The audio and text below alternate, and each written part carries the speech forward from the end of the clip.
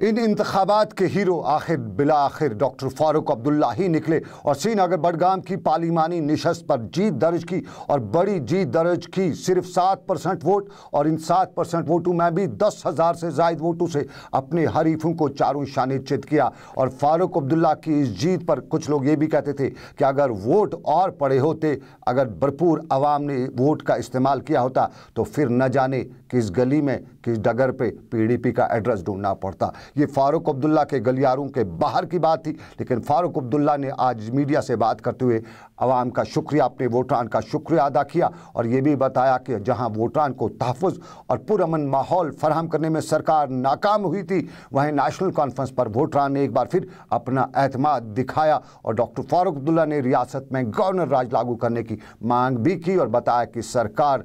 रियासत में पूरी तरह से नाकाम हो चुकी है। और इस्तीफ़ा से जब उनसे पूछा गया कि बात कुछ है जिसकी पर्दादारी तो नहीं हो रही है, तो बोल उठे कि फ़ैसला हाईकमान लेगी और फ़ैसला हाईकमान का मीटिंग के बाद भी लिया जाएगा। लेकिन शहर श्रीनगर पर हमारी ख़ास नज़र थी और कल शाम तक हम आपको बता रहे हैं कि PDP से लेकर नेशनल कॉन्फ्रेंस के हल्के यही बता रहे थे कि श्रीनगर की 8 निशस्तों पर जहाँ PDP का दबदबा है, 6 MLA PDP के हैं, वहाँ पर भी आज की डेट में जो वो कुछ भी नहीं हुआ जो होना चाहिए था। बड़ी हार या श्रीनगर के हलकों से, और अगर कहीं देखा जाए PDP के हिस्से में अगर कुछ आई है तो श्रीनगर के अमीरा कदल से जीत मिली है, बटमालू की हल्का इंतखाब से जीत मिली है, सोनवार से 20 वोट से जीत मिली है। और उसके अलावा श्रीनगर के बाहर अगर देखा जाए तो बेरू के साथ साथ उन्हें अगर जीत मिली है तो खान साहब की कॉन्स्टिट्यूंसी में यानी 15 में से सिर्फ 5 सीटों पर PDP को जीत मिली है, 10 पर नेशनल कॉन्फ्रेंस की जीत हुई है। और आज के इन इंतखाबात की काउंटिंग के दौरान